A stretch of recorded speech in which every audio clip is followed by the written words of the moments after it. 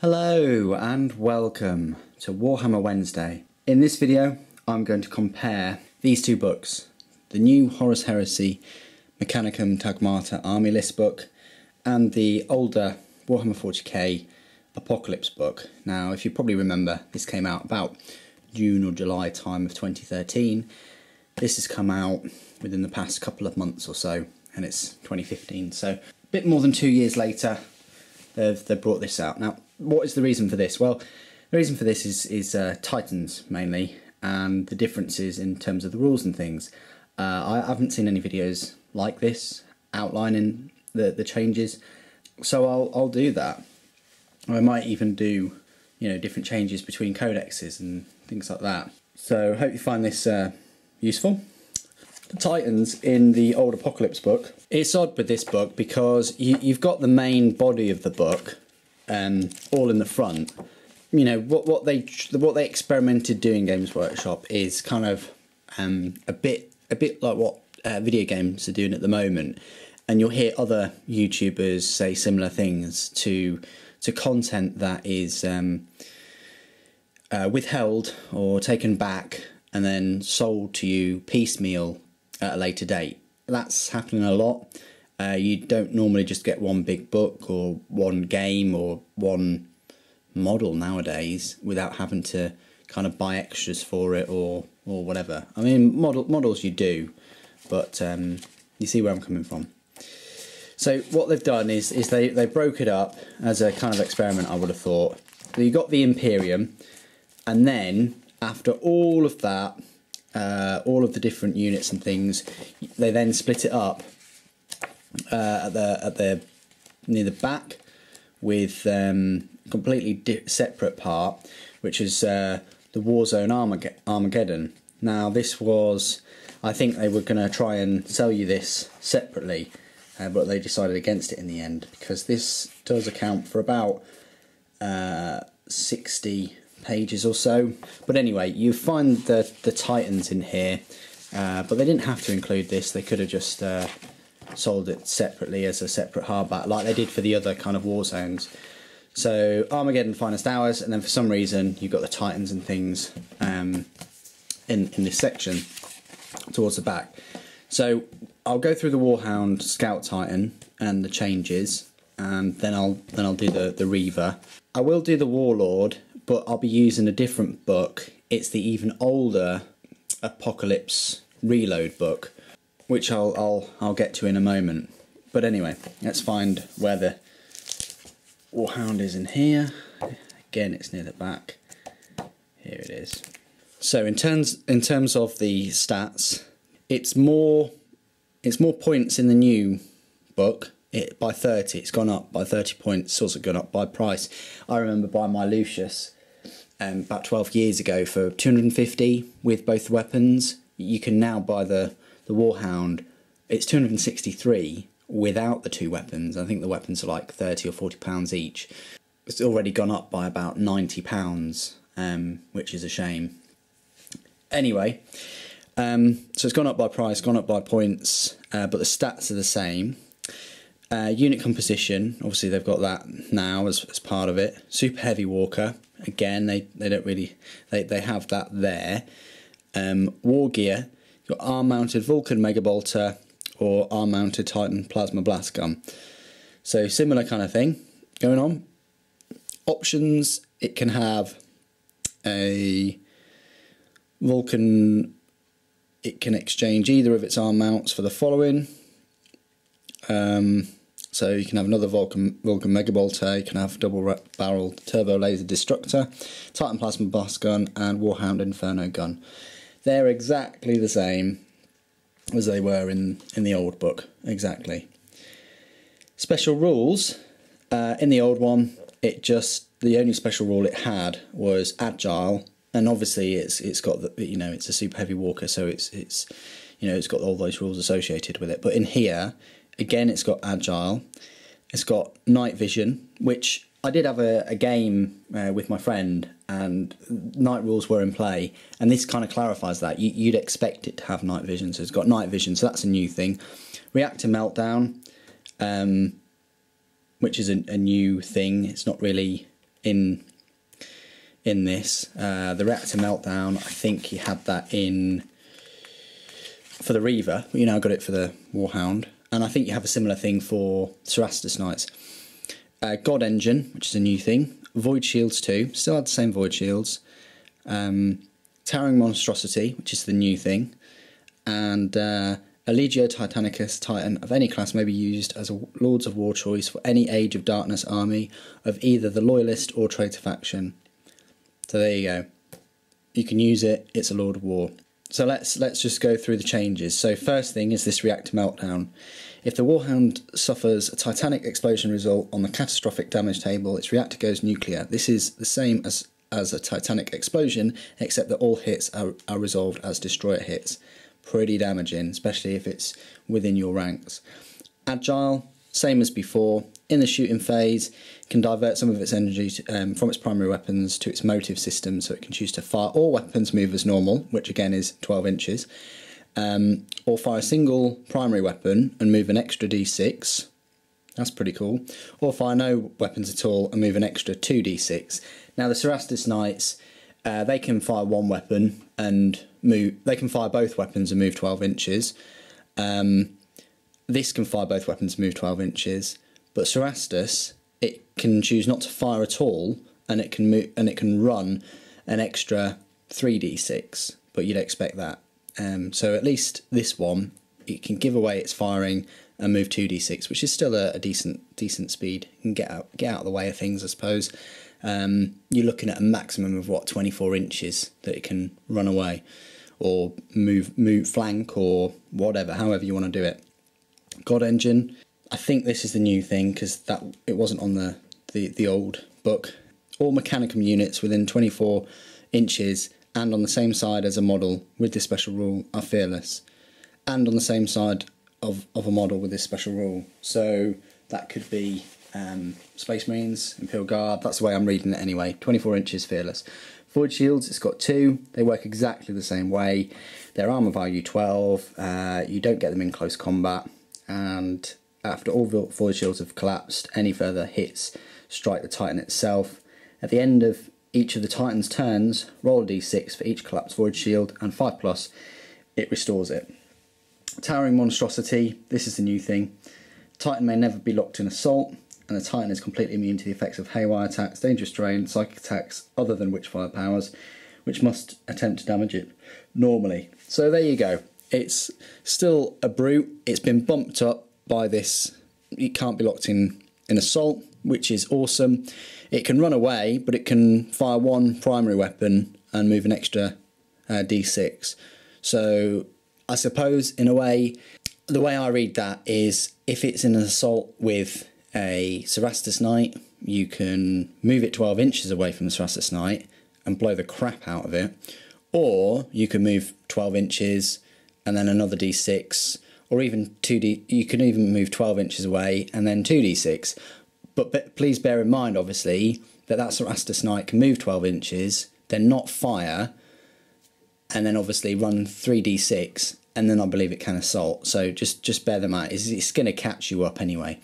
And I think that's one of its biggest weaknesses in close combat against another I say super heavy. They sort of are super heavy. So they're a bit weak to that, but their weapons are oh so much better at dealing with them for the most part. So that's the main differences. All right. Now I'll go on the Reaver Titan. It's actually one step back, and it's on the next page. So that's okay. So just to confuse matters, I've changed the books over. So in the old rules, it had that Reactor Meltdown, it had the Void Shields, and so on. Stats wise, it is exactly the same, except its initiative is one up from before. I must also point out that the Warhound Titan is initiative 4 now too, so that's pretty cool. So anyway, the Reaver, it's got one better initiative 2. Points wise, it's gone up in points as well. It's an extra 25 points. War gear, it's got all of the kind of war gear as the previous one. Weapons wise, and before weapons, they're all free. This time, you have to spend an extra 50 points for a Reaver Volcano Cannon. You have to spend 75 points for a Reaver Chain Fist, and likewise all the carapace weapons can be changed for free, but we don't have, the only one we have is the Apocalypse Missile Launcher. So all of those, all 5 of those different options, we don't have the pieces for them for the carapace, which I do think sucks a little bit at the moment. I'd like to think that they're doing them based on number of Reaver Titans and predictions of how many carapace weapons they'll sell. Either way, so special rules, like the Warhound, it's got Night Vision, Reactor Meltdown, God Engine, Void Shields 4, Towering Monstrosity. So it's very similar rules to the Warhound, other than it's got 4 Void Shields. Additionally, this Towering Monstrosity for the Reaver Titan is slightly different. Like the Warhound, it can never be locked in assault, and it can only be hit on a 6 by infantry and monstrous creatures of any type in assault, and on a 5 or 6 by super heavy walkers and gargantuan creatures in an assault. So bearing that in mind, that's going to give it some defence against like a normal Imperial Knight or something like that. It can only hit it on a 5. Again, it's immune to the effects of haywire attacks and such, and its carapace mounted weapons may not target models closer than 18 inches from its hull, unless they are flyers, flying monstrous creatures, or other super heavy vehicles, or gargantuan monstrous creatures. That's another point. So you've got to be within 18 inches to fire that weapon, unless they are, you know, flyers, super heavy, things like that. So you can't be firing that Apocalypse missile launcher within 18 inches of a unit, which sucks, but it makes sense because it's so tall. So that's kind of like the overview of them. Now I'll move on to the Warlord. So before we move on to the Warlord Titan, I've had a look at the weapons, and they all work exactly the same with a couple of differences. The Reaver Gatling Blaster now has pinning, and the Plasma Blast Gun on the Overload firing type has Apocalyptic Blast 9-inch rather than 10-inch, but the Apocalyptic Blast Marker is a 10-inch blast marker, so I don't know whether that was a mistype. I'll leave it up to you. And also there's a couple of weapons that have this Machine Destroyer rule, an Ardex Machina, but essentially Machine Destroyer, when attacking any target with an armour value, rolls on the 1, destroyer damage table may be re-rolled, which is pretty crazy. But everything else works the same. Apocalypse Missile Launchers do, Turbo Laser Destructors, Volcano Cannons, and Gatling, you know, all of those other weapons work in exactly the same way. Moving on to the Warlord Titan, and before I do that, I must say that I'm kind of using the rules, very old rules now. I think this came out in 2007 with the release of the plastic Baneblade and the Shadow Sword and the Orc Stomper. I think that's when this book came out. And then we've got Apocalypse Reload, which came out not that long afterwards, but it does have things like rules for the Land Raider Terminus Ultra, which is crazy. I have one of those. And it kind of, this is their first experiments in kind of like formations and things like that. This is their first kind of trip. It all kind of started with Apocalypse, really, and them working those things out. So anyway, I just thought I'd mention that. And this Apocalypse book, like I said before, about 8 years old, and it's black and white as well. I know, this will take you back. Oh, so I know it looks completely strange, doesn't it? Differences: the old is on the right and the new is on the left. Now, stats wise, a lot has changed, and it needed to. Well, for a start, this had structure points, and then when they brought it all over, they said each structure point was worth, I think they said each structure point was 3 hull points. So in a way that was 27 back then, but the stats have changed. I'll go through them. Weapon skill, ballistic skill the same. The strength is now a D on the new one. And on the new one, we've got armour 15, 15, 14, and on the old, you can you might be able to see there, it's 14, 14, 13. So there's a bump up in armour, bump up in strength. Initiative remains the same and attacks remain the same, but obviously in the new one it's been given an extra 3 hull points. Now got 30 hull points. Points wise, in the new one it's more, it's 2,750, and in the old it was 2,500. So it's gone up in points for those extra kind of perks. Before it was called weapons and equipment rather than the new, which is war gear. Before it could have 2 carapace weapons, which very similar to your options this time, but the new book you've got more options, and 2 arm weapons, again very similar, but they're just called something different. And even the size is quite similar too. I think they did really well with the size. Obviously the newer Warlord Titan, when I mean newer, I mean kind of newer designed Lucius pattern, which is what the Mars one built on in a way. It's with the flat panels and things like that. It's taller, but obviously if the Mars one is a little bit shorter, it's, I say, less of a target. Who knows? But either way, Lucius was just a little bit taller. Its head was certainly taller.